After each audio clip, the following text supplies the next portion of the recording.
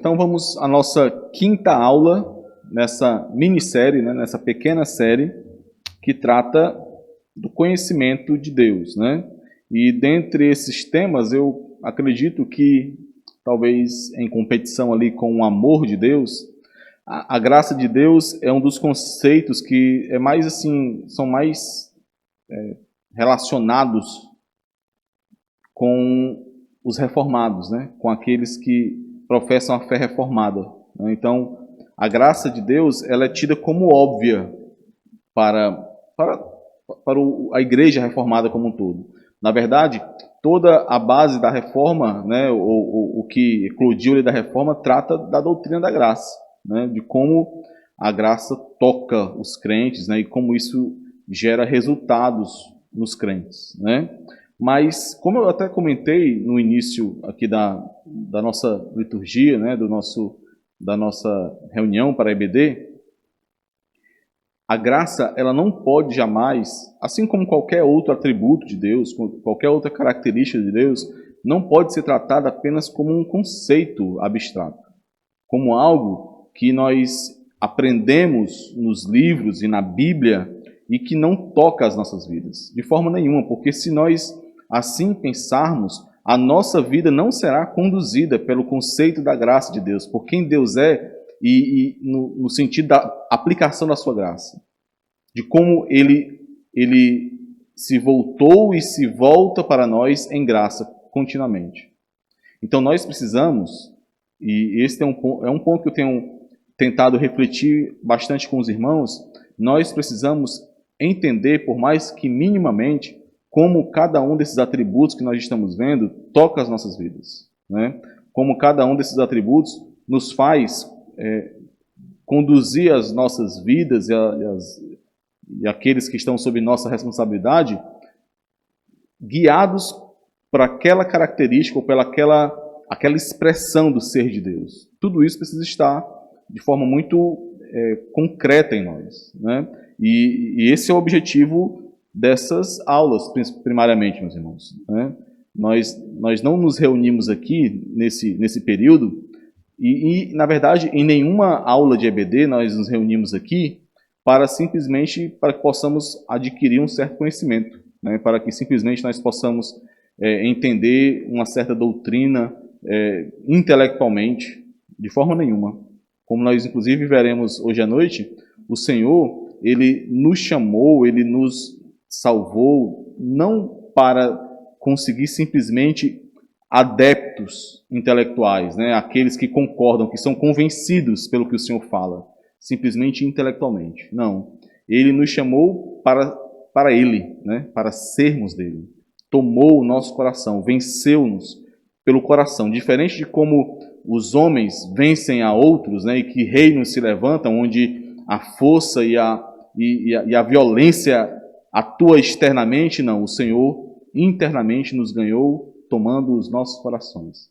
E se Ele tomou os nossos corações, é a partir desse coração que foi tomado e preenchido por Ele que nós precisamos entender esse mundo e viver e iniciar a vida eterna que nós recebemos aqui ainda nesse mundo. E iniciar a vida eterna nesse mundo, porque ela já existe para nós, é compreender de forma experiencial como nós nos relacionamos com Deus. E para isso precisamos entender um pouco daquilo que o Senhor nos permite sobre o seu ser. E entender não é simplesmente conseguir repetir uma doutrina ou conseguir, de alguma forma, explicar simplesmente com palavras uma doutrina, mas entender é aplicar aquela doutrina à sua vida. É isso. Para o crente, entender é o que Isaías fala lá no capítulo 6, né? Quando Isaías tem a visão do Senhor, no trono, no alto céu, com os querubins, e aí o Senhor manda que ele vá profetizar, e a profecia de Isaías, o trabalho de Isaías vai ser ensinar um povo que tem olhos, mas não vê, tem ouvidos, mas não escuta, nem entende com o seu coração. Olha que interessante, entender com o coração. É para isso que nós buscamos a palavra de Deus, para entendermos com o coração. E assim, a partir desse coração que compreende, vivermos para o Senhor, vivermos a vida que Ele nos deu, né? A graça de Deus não é um mero conceito. Nós precisamos experimentar da graça de Deus, meus irmãos. No meio reformado também, é claro que nós não passamos por isso aqui, meus irmãos, porque o pastor ele sempre teve muito cuidado de evitar que tais conceitos também nos atingissem, né? Então, nós não temos esses chavões que existem por aí, de uma forma geral. Mas nós precisamos evitar qualquer possibilidade de associarmos a experiência com Deus com aquilo que é visto por aí, né? Porque às vezes nós encontramos situações em igrejas, em irmãos que são irmãos piedosos, mas que entendem de uma forma diferente alguns conceitos e nós discordamos da forma como eles entendem esses conceitos e então tentamos afastar totalmente aquele conceito. Por exemplo, né, aqueles irmãos que alegam experimentar do Espírito Santo de uma forma mais profunda e mais íntima, nós cremos que o desfrutar do Espírito Santo é uma vida de santidade, né? É uma vida onde o Espírito Santo domina o nosso coração e o nosso ser. Mas isso não quer dizer que pessoalmente nós não possamos ter experiência com Deus, com o Espírito Santo, né? No sentido de vermos o Senhor agir pessoalmente conosco. Nós não podemos nos esquecer disso. E, da mesma forma, nós não podemos jamais ir para os dois extremos, onde a graça é um mero conceito, que nós precisamos simplesmente entender por meio do que é ensinado nos livros e na Bíblia, e também o outro extremo, onde a graça é algo que é totalmente experiencial e sentida nos nossos corações, simplesmente. Não. Nós precisamos entender que a graça nos foi revelada e nós precisamos experimentar da graça também, né? Ok, deixa eu iniciar então com as nossas perguntas, né? E aí os irmãos terão a possibilidade aí de iniciar a aula com essas perguntas, né? O que é graça? É uma pergunta bem de EBD mesmo, né, meus irmãos? É o arroz e feijão da EBD, né? O que é a graça, né? Eu estava pensando aqui no exemplo que o pastor Cleito deu ontem, de uma figura muito conhecida no Amazonas. Se não me engano, o nome era Zé Crente. O nome dele, Zé Crente. E ele falando como quem chegar hoje no Amazonas e dos mais antigos, dos crentes mais antigos, né, fui perguntar se eles o conhecem, eles com certeza o conheceram. O pastor Cleiton conheceu o neto dele, que também foi pastor. E o Zé Crente, ele não tinha muita instrução. Inclusive, o pastor disse que uma vez, ele mandou os irmãos abrir a Bíblia, acho que foi em 2 Crônicas, e ele falou para abrir 2 pauzinhos e a abreviação de Crônicas lá, né, porque ele realmente não sabia falar o 2 Crônicas. Mas disse que era um homem que foi aquele que abriu o caminho no Amazonas para o Evangelho. Muitas igrejas foram filhas da pregação dele, né? E eu estou falando disso em relação à graça, tanto da graça na vida do irmão Zé Crente, que mesmo sem instrução acadêmica, mas que se entregava ao Senhor ali para a obra do Senhor, e também para aqueles que eram atingidos por essa graça. Certa vez, um homem foi lá na igreja onde estava o Zé Crente para matá-lo. Não sei porquê, não lembro. E ele chegou com esse intuito, chegou armado lá para matar o Zé Crente. E só que ele, por algum motivo, não sei qual, né, quando eu falo algum motivo humano, né, ele desistiu ele não quis matá-lo no início, mas só depois da pregação. E na pregação ele se converteu. Então, ele foi para matar o Zé Crente e saiu crente de lá, né? Os irmãos percebem como a graça de Deus atinge o seu povo de maneira muito concreta. Não é simplesmente em conceitos, mas de maneira a transformar aquele que é ali um assassino em potencial, nem sei se já tinha matado alguém, em um crente, né? em um filho de Deus. Da mesma forma que aquele que não tem qualquer instrução, aquele que não tem qualquer formação acadêmica, mas que tem o desejo no seu coração de servir ao Senhor, em um instrumento poderoso nas mãos do Senhor. Então a graça de Deus é concreta na vida do crente, né? Só que, muitas vezes, meus irmãos, essa é a segunda pergunta aqui, o crente ele conhece a graça no sentido de entender o conceito da graça, de repetir as palavras, né, a respeito da graça, mas não experimenta da graça de Deus. E no sentido de experimentar, porque é claro que ele experimenta por ser crente, né? Mas é no sentido de nos momentos em que a graça de Deus pode ser um instrumento para ele ali vívido de força, né?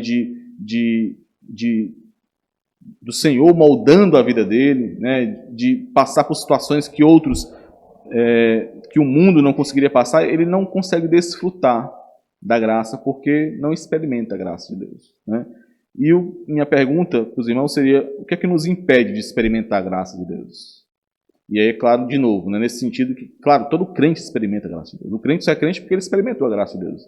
Mas o que é que nos impede de desfrutar mais e mais da graça de Deus na nossa vida, a vida eterna que nós iniciamos aqui nesse mundo, né? O que é que impede o crente disso? Por exemplo, nós falamos sobre eleição, né? A eleição pela graça. Só que eleição, meus irmãos, em muitos casos, em muitas das vezes que nós falamos de uma maneira muito abstrata. Por quê? Porque nós sabemos, por exemplo, que a eleição foi feita, né, nós fomos eleitos antes da fundação do mundo. E como é que nós conseguimos colocar isso em uma esfera concreta em nossas vidas? É difícil, realmente. Então, quando nós falamos em eleição, por exemplo, nós precisamos entender como a eleição que aconteceu antes da fundação do mundo atinge-nos agora. Atinge-nos de forma que nós somos crentes. Ok, mas é só isso, né? Quer dizer que o fato de Deus ter nos chamado, né, nos escolhido antes da fundação do mundo, não nos atinge hoje? É claro que atinge. A graça de Deus não nos atinge hoje? Claro que nos atinge. Então, é sobre isso que eu estou tentando aqui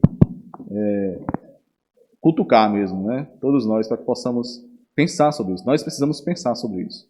Nós temos um costume, meus irmãos, quando eu falo nós, né, os crentes de uma forma geral, nós temos um costume muito, muito ruim de nós, por exemplo, assistirmos uma aula de EBD, de nós ouvirmos uma pregação da palavra e não ficarmos mastigando aquilo, não ficarmos pensando, meditando, né? Então, por exemplo, a palavra está sendo pregada, ela foi pregada, falou sobre o amor de Deus, falou sobre como o crente deve viver a sua vida, e nós, quando saímos daqui, não meditamos sobre isso.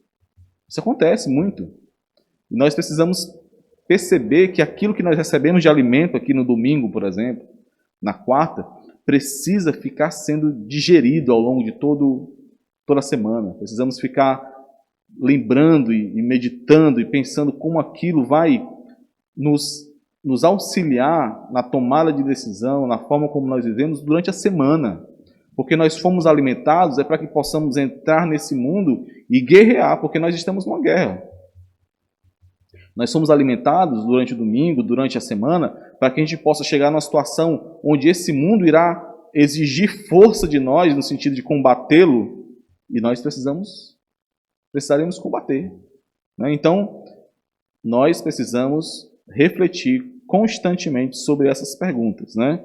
Sobre como esses conceitos, as doutrinas que recebemos, o conhecimento acerca de Deus, dos atributos de Deus, as características de Deus, como tudo isso nos toca pessoalmente, como tudo isso nos toca ao longo da nossa semana, quando nós trabalhamos, quando nós estamos em casa, quando nós cuidamos dos nossos filhos, nos nossos relacionamentos, quando nós somos perseguidos, tudo isso precisa tocar nossas vidas.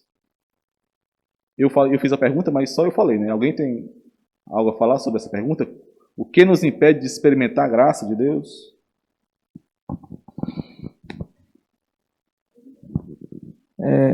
Assim, mais ou menos como o Jorge falou, acho que seria algo que a gente não praticasse, né? A graça, né? A gente não praticar o nosso conhecimento que a gente recebe no culto, de meditar e viver uma vida realmente, colocar em prática os nossos aprendizados, né? Para a edificação do reino de Deus, né? Porque nós somos predestinados não simplesmente para um papel de nos salvar, mas sim para edificar o reino, né? Nós temos um papel aqui, acredito eu, a ser cumprido, né? Para a edificação do reino. Por isso que nós somos predestinados, não simplesmente por ser escolhido por digamos, um sorteio qualquer, né? Um sorteio e você vai ser salvo e pronto. Não, é para cumprir alguma coisa aqui nesse mundo, né? Então, se a gente não meditar no culto e nas leituras da Bíblia para poder viver uma vida santa, a gente não vai estar experimentando a graça que Deus está nos dando. Seria mais ou menos isso meu ponto de vista.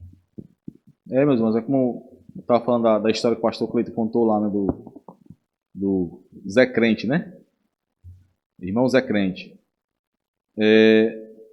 Pastor, né? Pastor Zé Crente, eu acho. Nós muitas vezes, meus irmãos, nós tentamos compreender as coisas do alto com mentes humanas, né? Então, quando eu falo nessa questão da reflexão, né, que até o irmão Robson também falou aí, é a reflexão guiada pelo Espírito Santo, aos pés do Senhor, clamando ao Senhor, né? Qualquer pessoa que encontra com um pastor como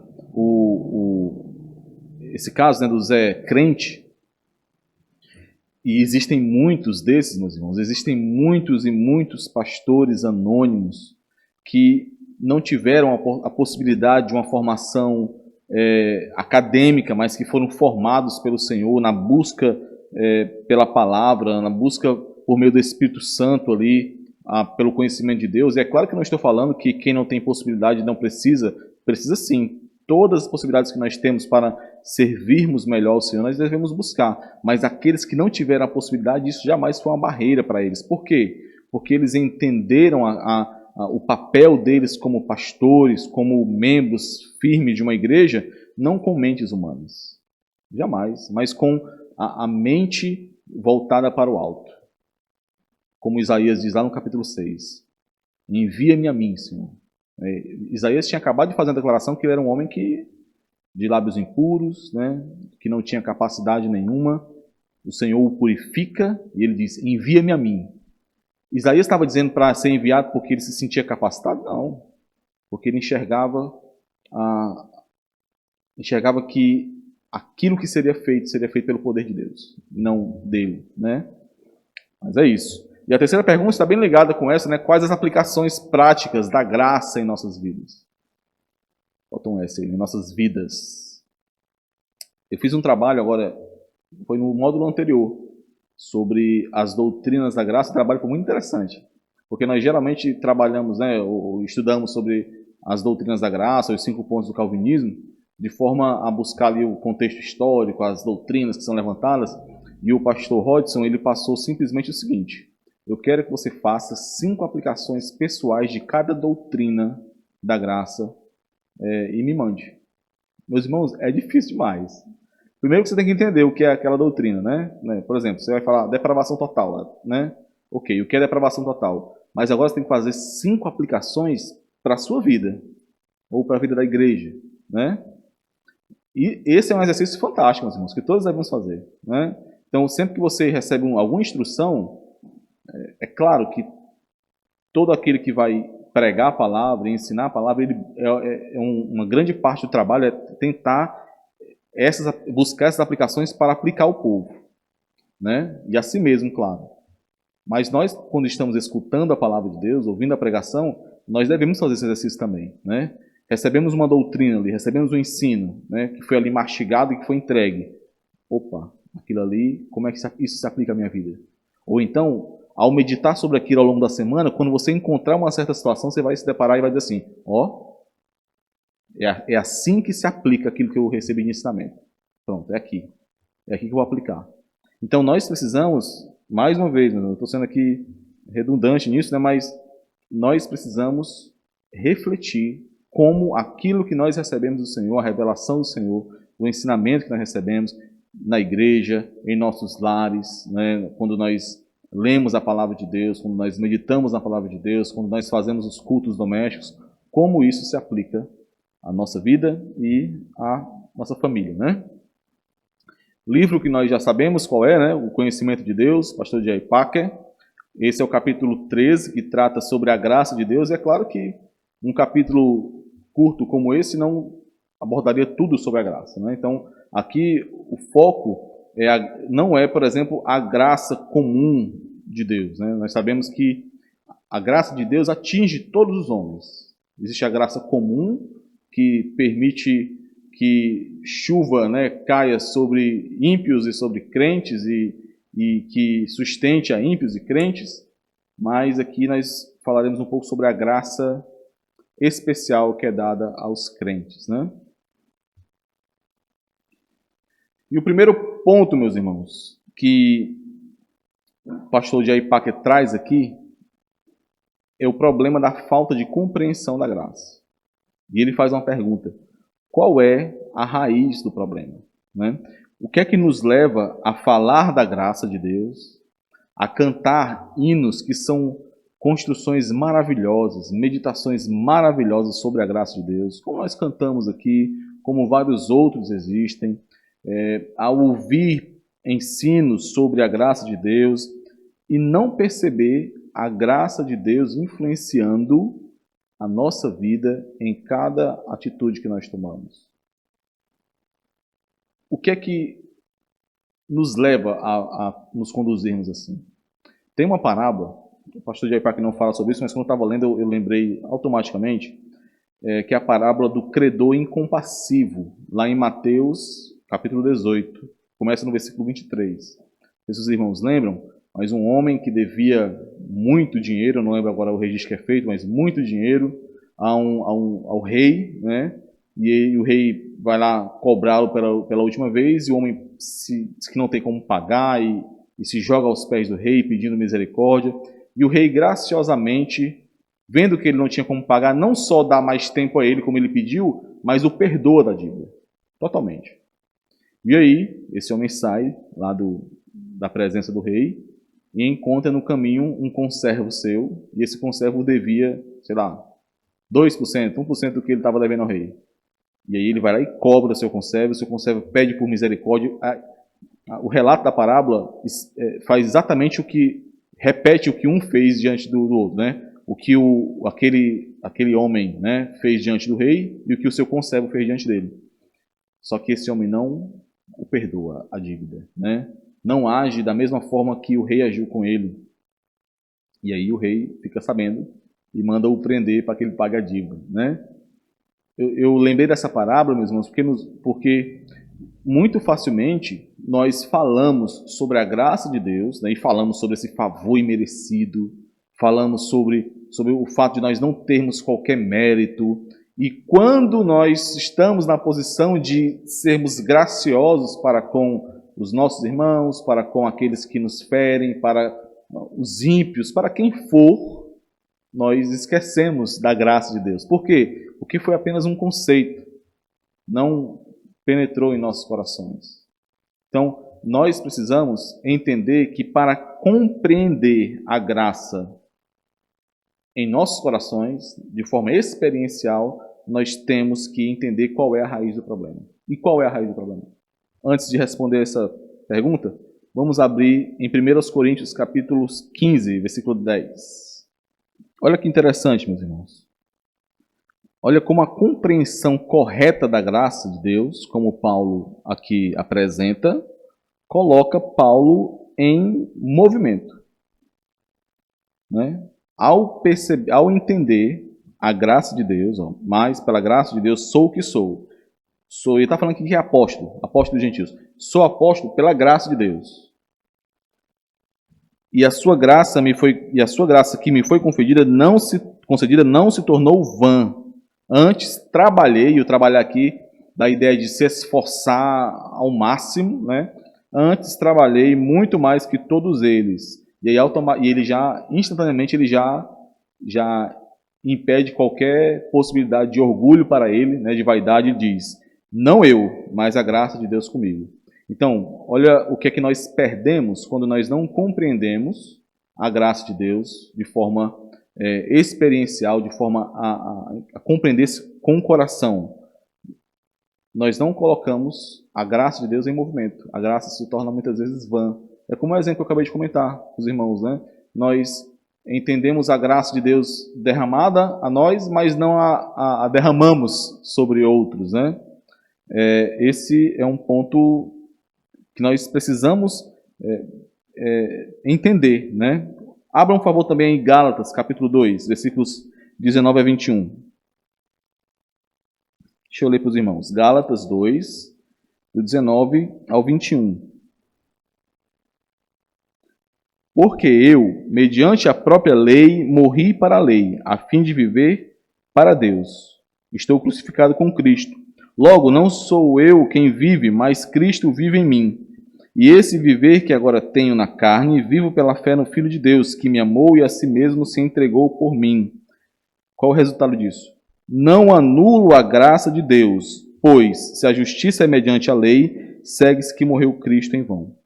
Quando nós não compreendemos a graça de Deus, e nós agimos de forma discordante da graça de Deus, nós estamos, na verdade, nos opondo à graça e anulando a graça. Por isso é tão importante conhecer, compreender, entender a graça de Deus. Irmão Jorge, Oi. pelo que a gente vê nos textos aí, a gente pode observar Paulo não andando segundo os princípios dele, né? Mas segundo aquilo que o Senhor determinou para ele, né?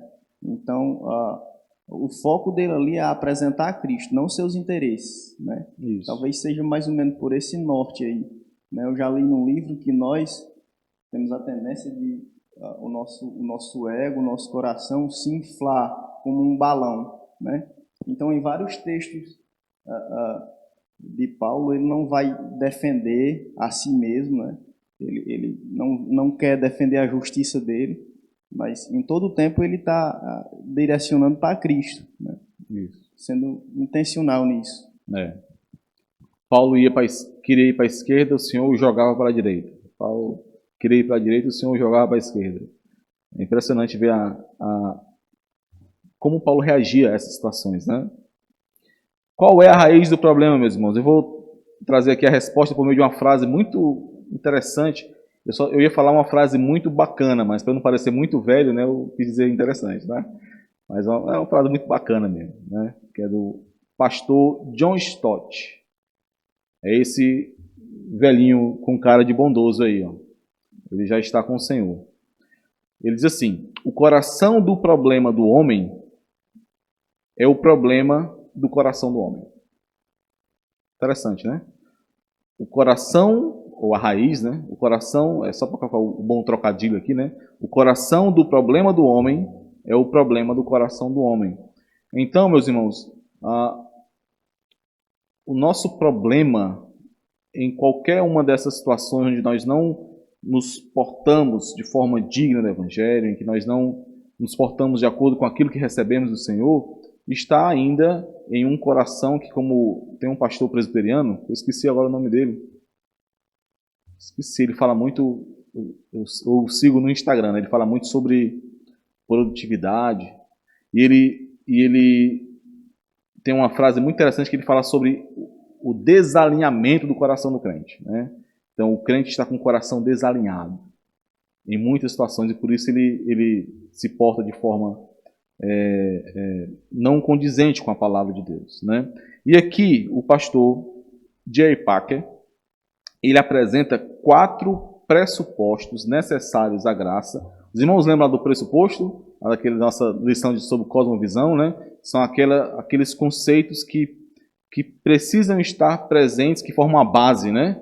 Para um certo entendimento, para uma certa visão de mundo, né? Então ele apresenta aqui 4 pressupostos que são necessários à graça e que muitas vezes nós falhamos nesses pressupostos, né? Vamos ver aqui rapidamente esses 4 pressupostos. O primeiro é o deserto moral do homem. Isso aqui está muito relacionado, meus irmãos, à doutrina da depravação total, né? Que está relacionada às doutrinas da graça, né? O deserto moral do homem. O homem, de uma forma geral, o ser humano, de uma forma geral, tende a ter uma opinião elevada de si mesmo.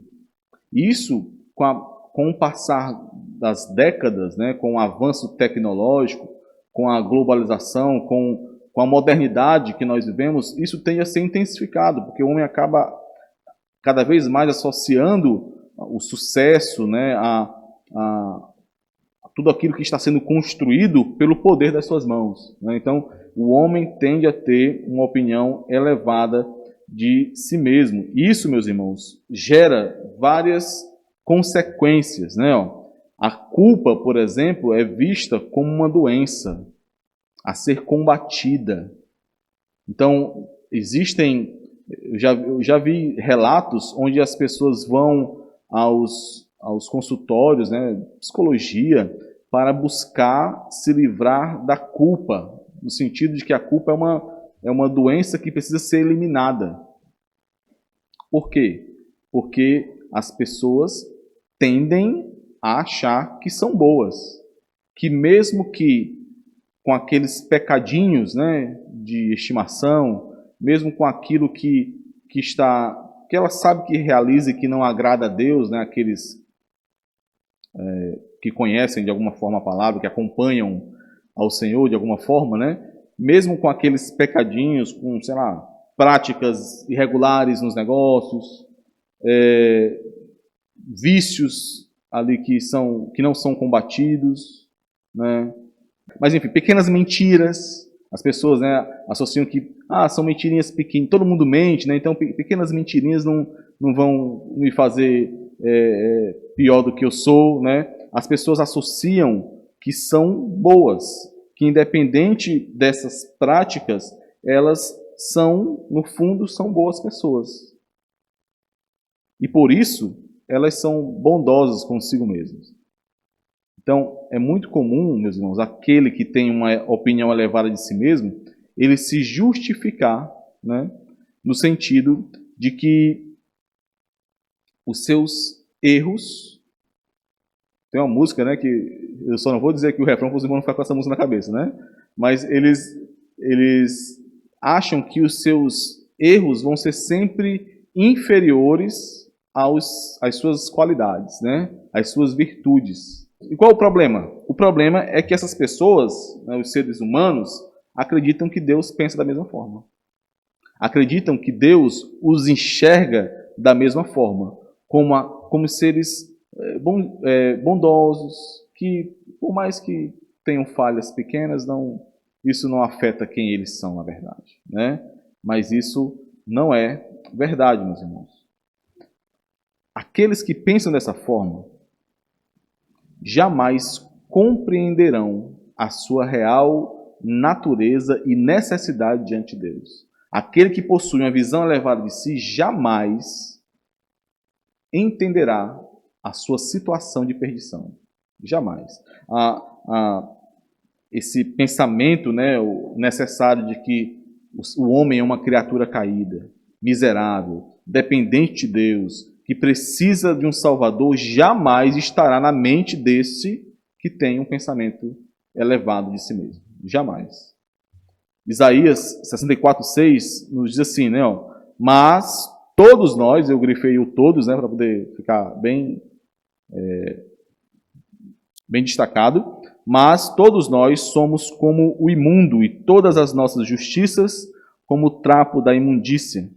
Todos nós murchamos como a folha e as nossas iniquidades como um vento nos arrebatam. Todos pecaram e são carentes, né? São necessitados da graça de Deus. Só que jamais alguém buscará ou entenderá ou aceitará a graça de Deus sem entender quem ela é. Sem entender a situação de desgraça em que se encontra, né?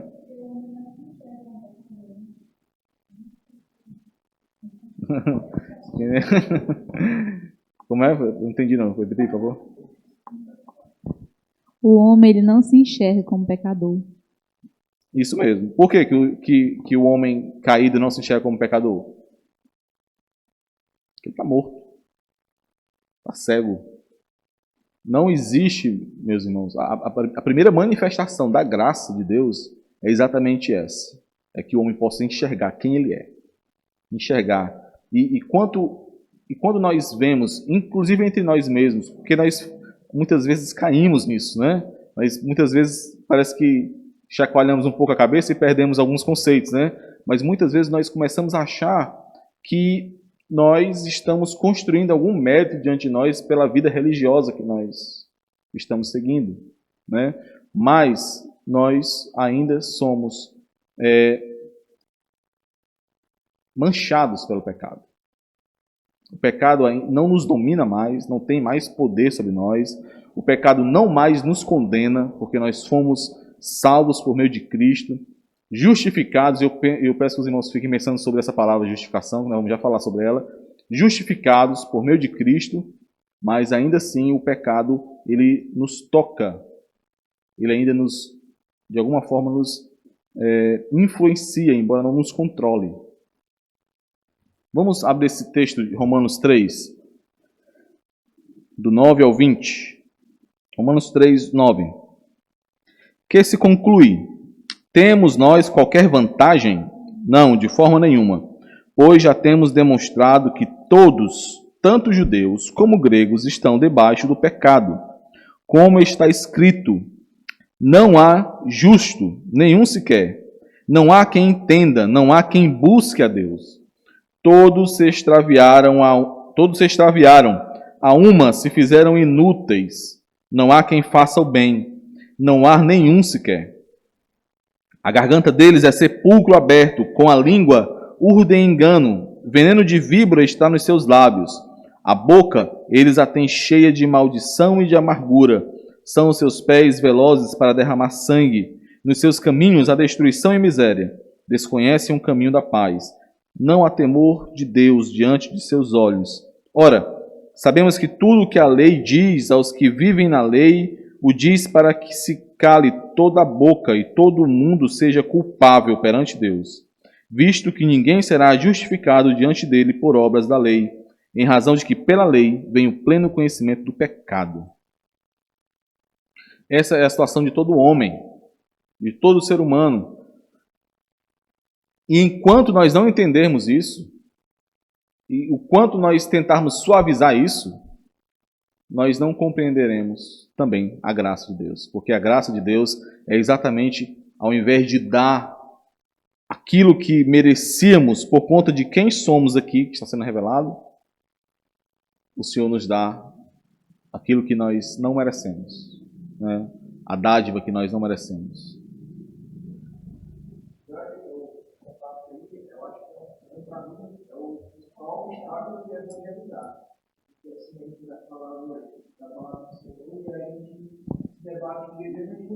Que as pessoas não conseguem enxergar a maldade que tem no coração e que ela precisa, né, de Cristo, que ele fez pela gente, né? Então, assim, para chegar a esse entendimento é só o Espírito Santo mesmo, porque a gente fala, mas é difícil a pessoa enxergar, né, que o mal é o que conduz ela mesmo, né, que não tem nada de bom.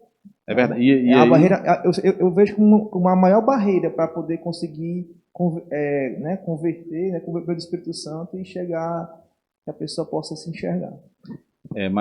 É isso mesmo. Agora, nós temos que lembrar o seguinte, e foi isso o grande erro da igreja mais contemporânea. Por quê? Porque muitos começaram vendo essa dificuldade, a pensar assim, não, eu preciso arrumar uma forma de que essa pessoa vá a Cristo, aí depois ela vai perceber o que ela precisa perceber, né? E então as pessoas evangelizam, né, muitos, iniciando da seguinte forma: olha, Jesus te ama, Jesus tem um plano para a tua vida, Jesus, você não vai nem perceber, aí usa versículos fora de contexto, né? Aquilo que o homem não viu, nem o coração sentiu, é o que Deus tem preparado para aqueles que confiam nele, né?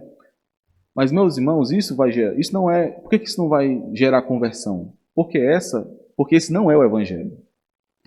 A palavra de Deus, ela é aroma de vida para os que são salvos e cheiro de morte para os que se perdem. Então, quando nós pregamos a palavra de Deus, quando nós evangelizamos da forma como deve ser feito, olha, você é pecador. Está aqui, deixa eu ler Romanos para você, capítulo 3. Isso aqui é você, mas existe uma esperança. Deus enviou um Salvador para estes.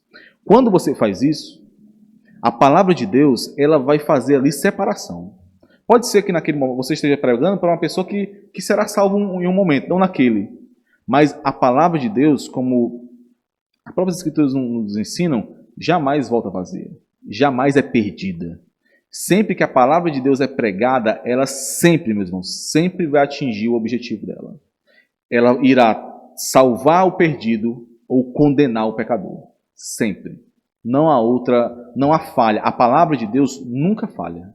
Jamais falha. Por quê? Porque o Espírito Santo, como eu falei, você fica imaginando como é que o Espírito Santo vai converter alguém nesse... Realmente, meu irmão, o Espírito Santo, ele vai fazer uma obra que é impossível a nós mesmos. Quem é que em sã consciência vai ouvir o que o Evangelho diz, né? Ó, você é um pecador, um miserável, um desgraçado.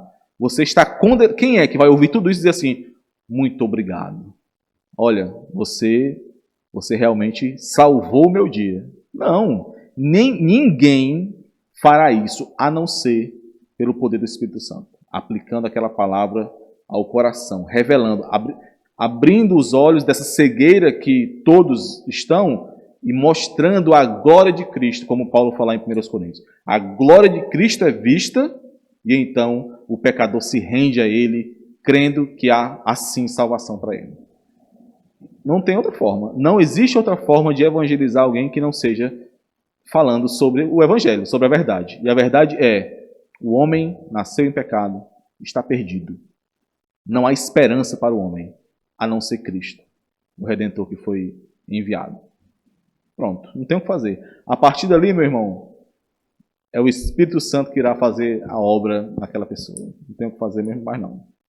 Irmão Jorge, uma má compreensão disso enche as igrejas, muitas igrejas por aí, né? Que a pessoa começa a botar muito atrativo e vai ter uma igreja achando que depois, né, como o irmão falou, vai poder evangelizar da forma correta.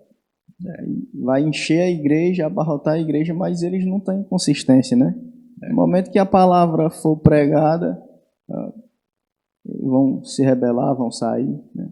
Quem está na igreja, meus irmãos, todos nós aqui, estamos por conta do evangelho que nós ouvimos. Se você está pelo evangelho verdadeiro, você vai permanecer por conta do evangelho verdadeiro. Se você está por alguma outra coisa que lhe foi prometida, quando aquela coisa que lhe foi prometida não for te dada, você vai embora. Não adianta. É uma maldade. É uma maldade com aqueles que precisam de Cristo, né? Vamos voltar aqui. O segundo pressuposto é a justiça retributiva de Deus. Tá certo isso aí? Retributiva mesmo? Ok. O homem se faz de cego para o que está errado, até onde puder com segurança. Esse é um conceito muito moderno. Nós vemos isso constantemente, meus irmãos. Até onde o homem puder não se meter naquilo que está errado, ele não se meterá. Ele não vai se indispor. Por quê? Porque é mais cômodo. Então é por isso, por exemplo, que pais hesitam em corrigir filhos. Por quê? Porque vai gerar indisposição, um desconforto.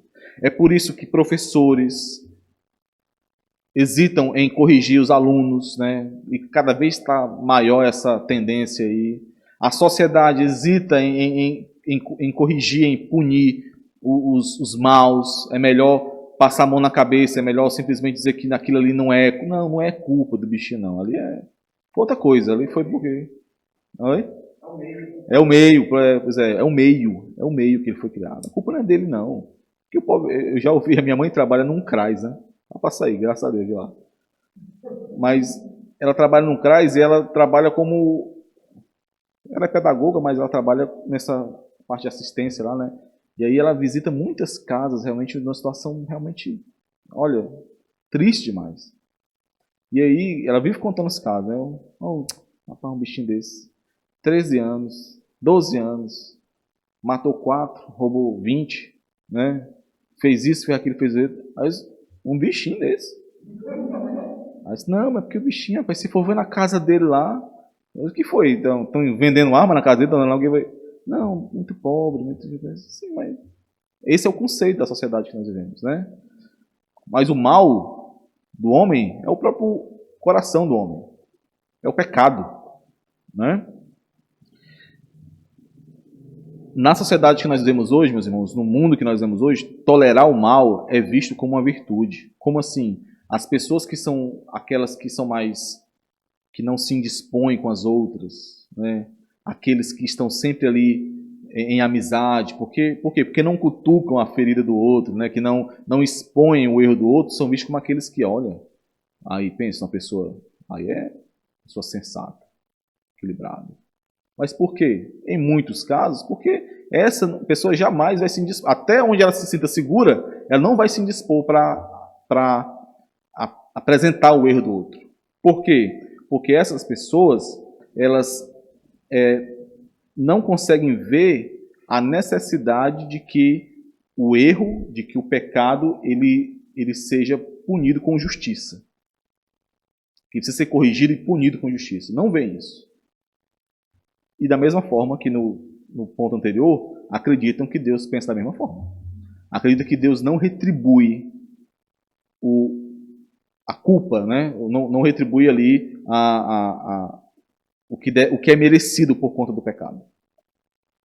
Mas Deus é o juiz de toda a terra e fará justiça, né? Gênesis 18, 25 diz assim: longe de ti o fazeres tal coisa, matares o justo com o ímpio, como se o justo fosse igual ao ímpio, longe de ti.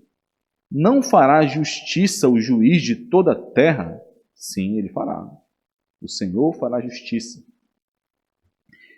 Aquele que não consegue enxergar a sua depravação, a sua condição, a sua situação de queda, de perdição, e ainda mais acha que essa situação ficará impune, ele jamais enxergará a graça de Deus, jamais buscará, correrá para a graça de Deus e entenderá a graça de Deus. Meus irmãos, eu sei que muitos desses pontos aqui, quando nós vemos inicialmente, nós aplicamos somente àqueles que não são crentes. Mas nós precisamos sempre fazer um exercício de examinar a nós mesmos, como Paulo nos ensina, né? Por quê? Porque muitas vezes, meus irmãos, nós começamos a cobrir de entulhos a verdade de Cristo. Nós começamos... Clarinha, por exemplo. Clarinha, quando ela passou quase um ano sem ir na escola, né? Mas quando a Clarinha ela vai para a escola, ou quando ela começa a ficar mais tempo com alguma das crianças aqui da igreja, toda criança faz isso, né? Ela começa a adquirir os mesmos trejeitos ali uma da outra, né? Fica imitando, parecendo, parece, até eu chamo muito, às vezes ela, a Sarinha, ela, a Yasmin, são gêmeas agora, né? Estão parecidas demais. Por quê? Porque nós começamos a imitar ali a situação, né? Vemos ali, os crentes, se não vigiam, eles começam a imitar esse mundo, começam a pensar com a forma de pensar desse mundo, começam a achar, a ver beleza. Esse, meus irmãos, não existe nada mais destrutivo do que ver beleza no mundo caído. Quando eu falo, é claro que quando eu falo mundo aqui, não é a criação de Deus em si, mas é o sistema organizado do mundo. Né? A ver beleza na astúcia do mundo, a ver beleza na forma de agir do mundo. Nós não podemos fazer isso. E nós, muitas vezes, por estarmos tão inseridos nesse mundo, arraigados no mundo, nós começamos a tentar gerar um meio termo ali com o mundo, né? Senão, vamos conviver aqui, né? É por isso que nós precisamos refletir sobre isso também. Terceiro ponto aqui, né, terceiro pressuposto, é a impotência espiritual do homem. Nós podemos consertar o nosso próprio relacionamento com Deus, né? Aquele que está perdido pode, de alguma forma, agradar a Deus e então conseguir restabelecer comunhão com Ele. Os pagãos antigos, eles criam que sim. Os pagãos antigos, eles criam que podiam fazer isso multiplicando presentes, sacrifícios, agradando os deuses, né? Eles achavam que poderiam sim restabelecer o relacionamento com Deus. E os pagãos modernos procuram fazer isso usando a igreja e a moralidade, achando que o fato de viver uma vida moralmente equilibrada pode restabelecer, pode consertar o relacionamento dele com Deus, achando que o fato de se amparar na igreja, né, no sentido de estar ali no meio do povo e fazendo o que o povo faz, pode restabelecer o relacionamento dele com Deus. Mas não, meus irmãos. Somente pela graça, por meio de Cristo, nós temos comunhão com Deus. É o que nós vemos lá em Romanos 3:20, nós lemos agora há pouco, né? Visto que ninguém será justificado diante dele por obras da lei, em razão de que pela lei vem o pleno conhecimento do pecado. Não há justificação pela lei. O outro ponto, o quarto e último, né, é a liberdade soberana de Deus. Eu copiei aqui, esqueci de editar, foi? Mas em relação à liberdade soberana de Deus, Deus tem alguma obrigação de buscar, de salvar aquele que está perdido? Deus não tem essa obrigação. Deus é livre para agir da forma como Ele quer. Nós não vimos isso diretamente em um dos atributos de Deus, mas esse é um dos atributos de base de Deus, relacionados à grandeza de Deus. Deus é livre. Deus faz tudo de acordo com a sua vontade. Então, a graça de Deus é a manifestação dessa liberdade, em mesmo não sendo obrigado a fazer isso, não tendo ninguém que o obrigasse a fazer isso, ele assim agiu. Os pagãos da antiguidade também, né, pensavam que cada deus, muitos deuses, né, cada deus estava ligado a um certo tipo de característica ou atributo, e então os seus seguidores, ele dependia, ele precisava das orações dos seus seguidores para conseguir força e poder diante da sua atuação ali, né? E aí existe essa relação de troca mútua entre o Deus pagão e os seus seguidores, né? Essa era uma ideia do paganismo antigo, né? Algo que acontece hoje, né? Por exemplo, né? Tem aqueles...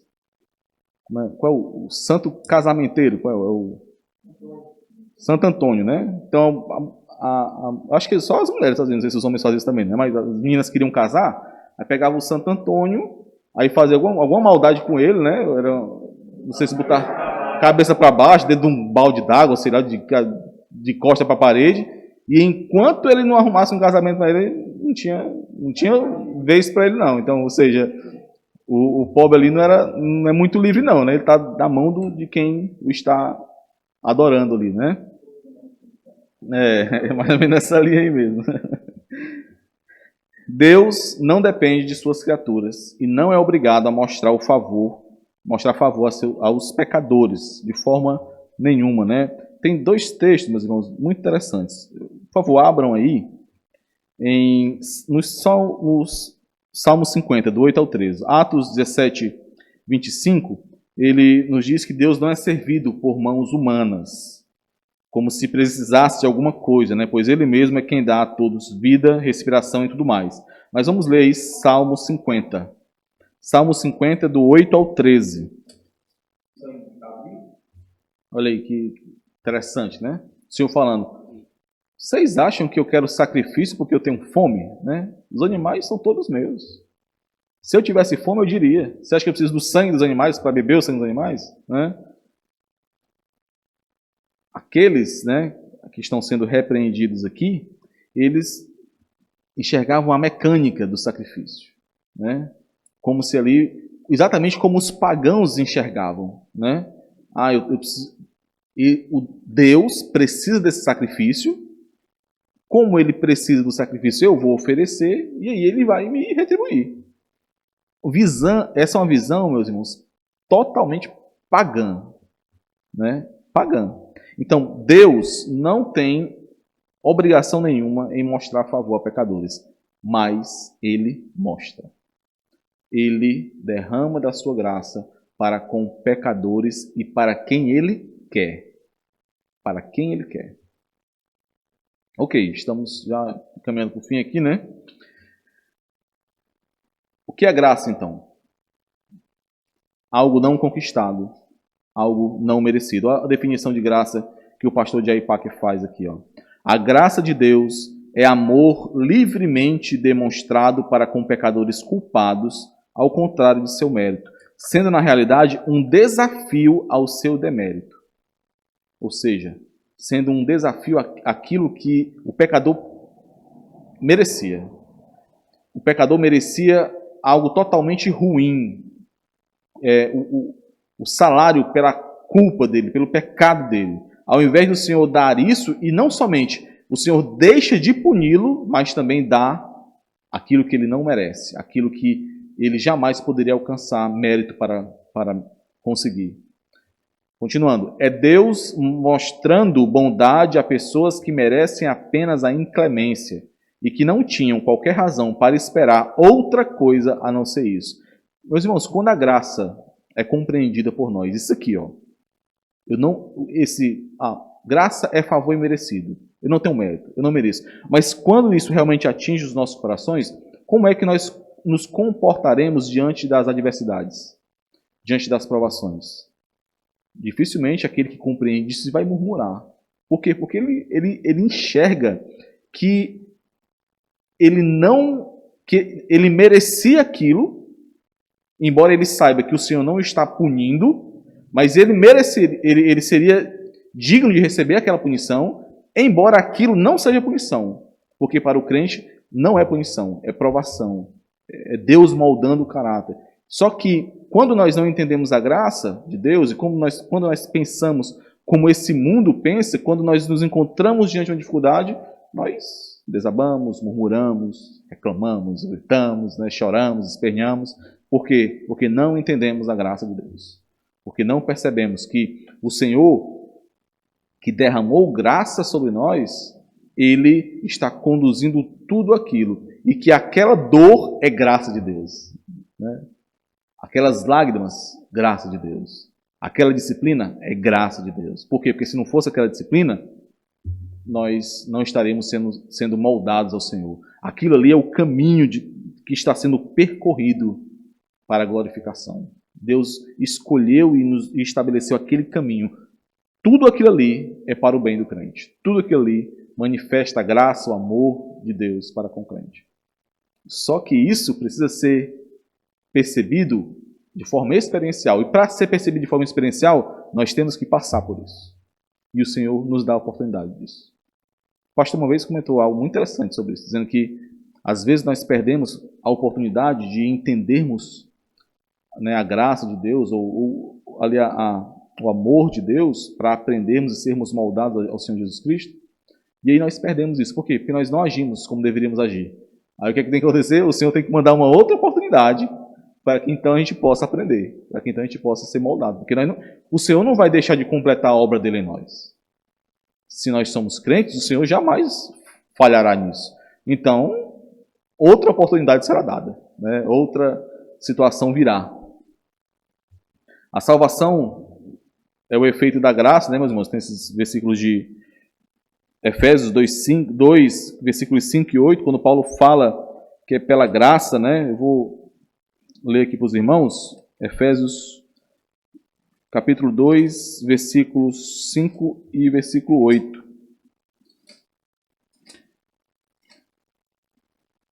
E estando nós mortos em nossos delitos, nos deu vida juntamente com Cristo. Pela graça sois salvos. Versículo 8. Porque pela graça sois salvos, mediante a fé. E isto não vem de vós, é dom de Deus. A salvação é o efeito da graça. A graça é a causa da salvação. Mas a graça também, no Novo Testamento, ela é apresentada em três ligações, meus irmãos. Existem três coisas que surgem no Novo Testamento que estão ligadas à graça. Nós veremos essas três aqui para, então, finalizarmos a nossa aula, tá? Primeira ligação da graça. A graça como fonte do perdão de pecados. A graça apresentada na justificação. E é por isso que eu pedi para os irmãos pensar sobre isso. O que é justificação, meus irmãos? Nós precisamos saber o que é justificação. O crente precisa saber o que é justificação. Como esse é o momento de aula de EBD, se você não sabe, a hora é essa, não tem outra hora não, tá? Então, o que é justificação? Alguém poderia responder o que é justificação? Porque muitas vezes nós confundimos. Justificação, santificação, salvação, glorificação, é tanto são aí, que a gente... O que é justificação? Não preciso pegar mais água não, viu, que vamos acabar já. A justificação, Tá ligado? a justificação é a aplicação da justiça de Cristo em nós pecadores, uma vez que o mal do pecado, né, a justiça do pecado não foi aplicada em nós, mas nele. E isso só acontece porque nos é dado graça de crer em Cristo e nos arrepender dos nossos pecados, né? Faltou uma parte aí, né, da justificação. O que está faltando, meus irmãos? Mas está correto, está faltando uma parte só. A justificação, meus irmãos, ela tanto é o que o Everton falou, a aplicação da justiça de Cristo em nós, mas ela é também, né? Pode falar aí, vamos falar? A imputação os nossos pecados imputados em Cristo. Isso mesmo. Então é isso mesmo. A justificação ela envolve esses dois aspectos. A nossa culpa ela é lançada sobre Cristo e a justiça de Cristo nos é dada. Pronto. Isso é justificação. Nós sentimos a justificação? Não. A justificação é um ato de Deus onde Ele declara isso. Declara pecadores justos por meio de Cristo. Tomando a culpa desses pecadores, lançando sobre Cristo.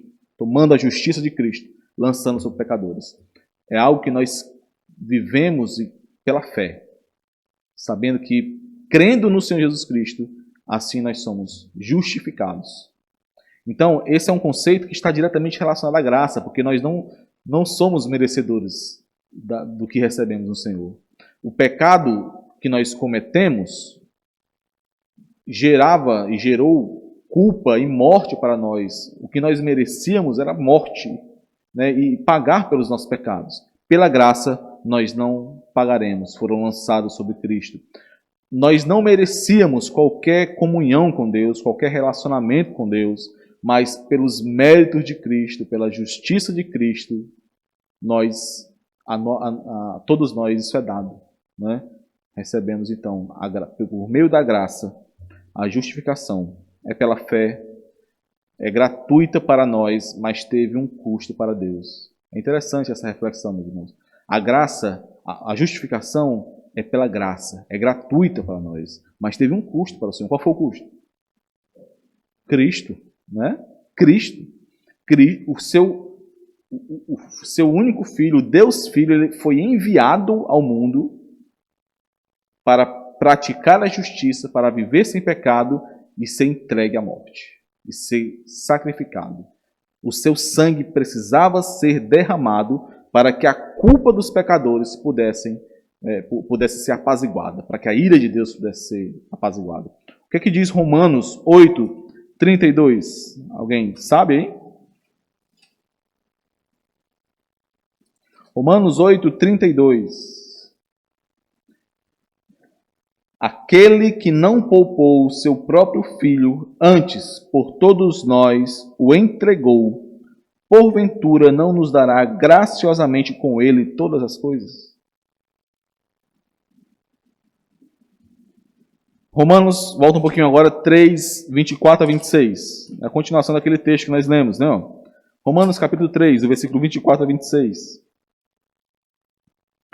Sendo justificados gratuitamente por sua graça, mediante a redenção que há em Cristo Jesus, a quem Deus propôs no seu sangue como propiciação, mediante a fé, para manifestar a sua justiça, por ter Deus, na sua tolerância, deixado impunes os pecados anteriormente cometidos, tendo em vista a manifestação da sua justiça no tempo presente, para Ele mesmo ser justo e o justificador daquele que tem fé em Jesus.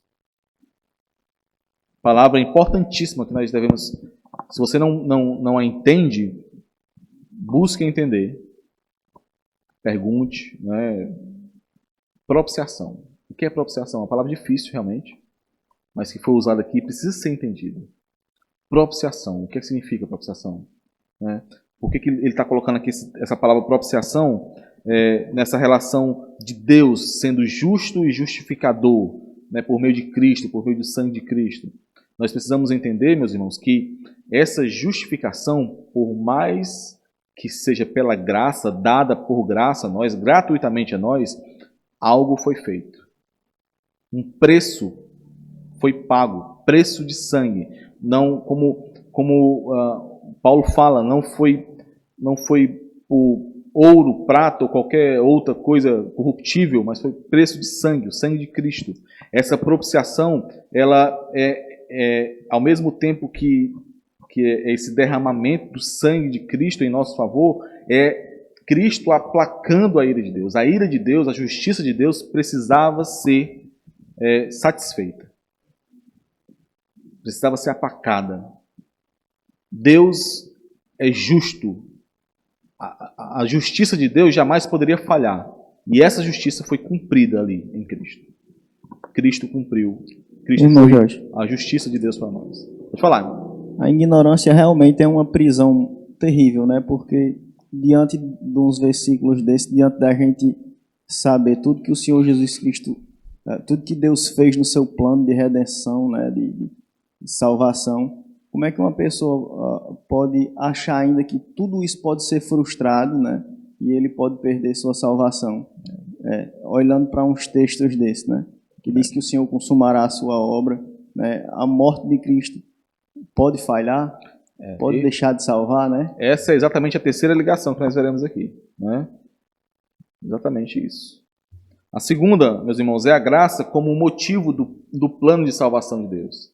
Nós já vimos várias vezes aqui nas EBDs, né, sobre o plano de Deus, né, sobre os pactos, né? Nós somos uma igreja batista reformada confessional, estamos aprendendo sobre essa confessionalidade, mas o pacto, né, que nós mais estudamos aqui talvez seja o pacto da graça, que é o pacto que é a manifestação no presente, né, no tempo e no espaço do pacto da redenção, do pacto que foi feito entre a Trindade na eternidade, né, antes da fundação do mundo, para que a graça fosse manifestada aos eleitos. Então, a graça, ela é o motivo, né? Ela é aquilo que direciona o plano de salvação aplicado aos eleitos. Somos salvos pela graça. Existe um plano que jamais será frustrado, como o irmão Leandro estava comentando. Um plano que iniciou, que foi, na verdade, que foi planejado antes da fundação do mundo, que foi manifestado por meio de Cristo, que foi cumprido em nosso favor e que será concluído. Que será com certeza concluído. Não pode ser jamais frustrado, não falhará jamais. A graça de Deus é a força motivadora desse plano, né? Encontramos isso lá em Efésios 2:7. Deixa eu ler só esse versículo, Efésios 2:7.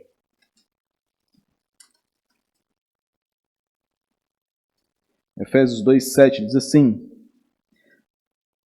para mostrar nos séculos vindouros a suprema riqueza da sua graça, em bondade para conosco, em Cristo Jesus. Né? Paulo aqui está falando da salvação pela graça, da misericórdia de Deus aplicada ao homem, para mostrar nos séculos vindouros a suprema riqueza da sua graça. E a terceira ligação, como o irmão Leandro até deu o spoiler aí, né? Adiantou, né? Que é a graça como garantia de preservação dos santos.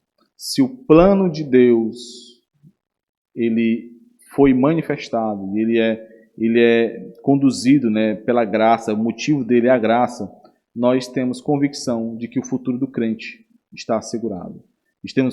Nós temos convicção de que, independente do que as circunstâncias nos mostrem, pelos olhos da fé, pela confiança em Cristo, pelo que a palavra de Deus nos revela, não há possibilidade de que nós possamos nos perder, porque não está em nossas mãos, não está em nosso poder, mas no poder daquele que nos resgatou. Né? Então, a graça de Deus, ela é também a garantia de que nós seremos preservados, independente das situações, independente das circunstâncias. Né? A boa obra que foi iniciada será completada.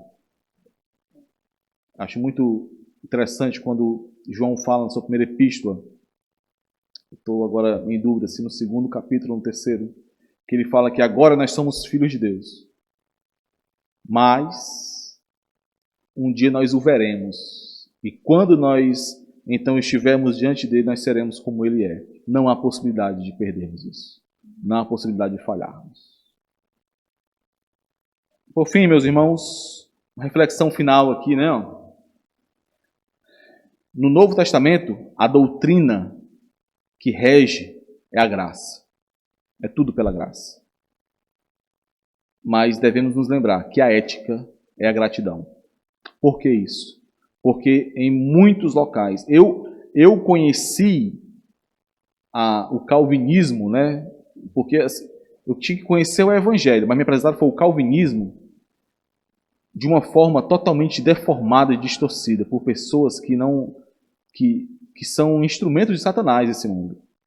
Porque eles associam a doutrina da graça e ensinam a doutrina da graça apartado da ética da gratidão. De que pela graça somos salvos e por conta da graça somos gratos ao Senhor e o amamos e o servimos.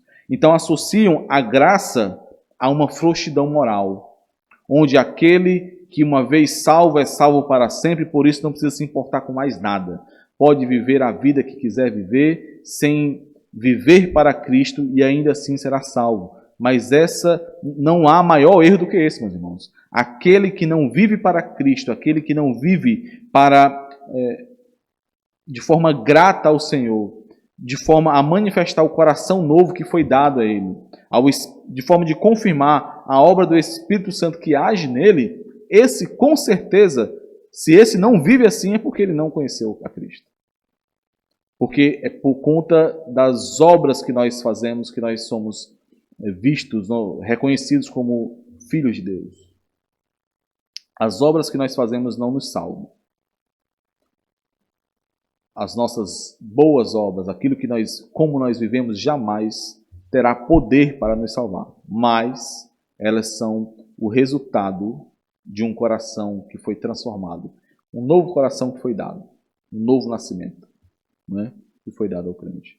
Então, nós jamais podemos confundir graça ou liberdade, como Paulo fala em Gálatas, com libertinagem, né? Com o fato de acharmos que podemos viver para nós mesmos. Eu não estou falando somente de viver uma vida em devassidão, que é o que esses que falam vivem, mas é de acharmos que, por conta da graça, nós não somos escravos de Cristo. E nós somos, sim, escravos de Cristo, filhos de Deus, escravos de Cristo, servos de Cristo. Né? E isso não é peso para nós. Não é peso. Por fim, uma última pergunta, se os irmãos quiserem responder, podem responder, se não, podem refletir sobre isso. Espero que os irmãos reflitam sobre isso. Você conhece o amor e a graça de Deus na sua própria vida? Porque nós conhecemos a graça de Deus, o amor de Deus. Nós reforçamos isso nas últimas 2 aulas. Né? Mas na sua vida, de forma experiencial, de forma a que você passou por uma situação, então, porque isso, meus irmãos, é muito pessoal. Eu jamais poderei aplicar a minha experiência com a sua, para você, na verdade. Não posso, não tem como. Mas cada crente, ele vive passando por essas situações, onde por conta do amor de Cristo, da graça de Cristo, ele conhece mais de Cristo, experimenta mais de Cristo. Nós precisamos atentar para isso. Precisamos buscar conhecer ao Senhor dessa forma. O pastor Cleito falou uma coisa muito interessante ontem na aula lá da Escola de Charles Spurgeon, falando como a igreja de hoje não clama mais ao Senhor. A igreja de hoje tenta resolver as situações que surgem das formas mais diversas, utilizando estratégias humanas. Né? Então, por exemplo, a igreja está com um problema de recurso. A igreja não tem nesse mês recurso para pagar aluguel. Aí os irmãos se juntam, vão fazer feijoada, fazer cachorro-quente para vender, enfim. A crítica não é por fazer isso. A crítica é porque a igreja de hoje não clama mais ao Senhor. O povo de Deus, quando passava por aflição, quando a mão de Faraó pesava sobre ele, quando os povos que estavam ao redor ali de Canaã e tentavam subjugá-lo e afligiam o povo de Deus clamava ao Senhor. E nunca Deus ficou em silêncio diante do clamor do povo. Então nós não podemos, com uma mente mundana que é encharcada por aí, achar que nós temos poder para resolver os nossos problemas e situações. A igreja do Senhor precisa clamar ao Senhor. Nós precisamos orar mais. E orar buscando ao Senhor por meio da sua palavra, entendendo a nossa oração. E mesmo que você não entenda muita coisa sobre a palavra, como eu não entendo, como muitos não entendem, aquilo que nós sabemos acerca da verdade, sobre Cristo, sobre a graça de Deus que foi manifestada, isso precisa nos levar à oração, ao clamor pelo Senhor. Então, nós precisamos aplicar a graça de Deus em nossas vidas, meus irmãos. Que o Senhor nos permita isso. Alguém tem alguma pergunta? Tem algum comentário que queira fazer? Não? Nós vamos orar então. Senhor amado, nós mais uma vez louvamos o Teu nome aqui, Senhor. Nos colocamos diante do Senhor, gratos ao Senhor pela Tua palavra, pelos ensinos que o Senhor nos dá, pelo Teu sustento, Senhor, para conosco, nos guardando em meio a esse mundo de trevas. Ó Senhor, nós te pedimos que, por meio do Teu Santo Espírito, o Senhor realize em nós e por nós algo que nós não conseguimos, que é entendermos a Tua palavra, aquilo que o Senhor nos ensina, a Tua revelação, e vivermos de acordo com ela. Que o Senhor nos dê entendimento, não somente intelectual, mas em nossos corações, experimentando da Tua revelação, Senhor. Nos conduz, Pai, nos conduz para que possamos, como filhos que somos Teus, Senhor, por meio de Cristo, possamos viver nesse mundo a vida eterna que nos foi dada, testemunhando do Senhor, sendo luz em meio às trevas, sendo sal em meio à podridão que cada vez mais cresce. E que assim, Senhor, o Teu nome seja glorificado. Abençoa a Tua igreja nesse dia, o dia do Senhor. Dai-nos, Senhor, a graça e o privilégio de nos reunirmos mais uma vez hoje à noite e que assim nós possamos cultuar ao Senhor de maneira agradável a Ti, sermos edificados pelo Senhor e que a Tua palavra, Senhor, de maneira poderosa, da forma como somente o Teu Santo Espírito pode fazer, possa penetrar em nossos corações e nos conduzir, nos moldando, para que possamos, com os nossos olhos abertos e elevados aos céus, Senhor, possamos contemplar a Tua glória, vivendo para Ti, ansiando pelo dia em que estaremos contigo. Então, veremos ao nosso Senhor Jesus Cristo como Ele é e seremos como Ele é. No nome dEle é que nós pedimos. Amém.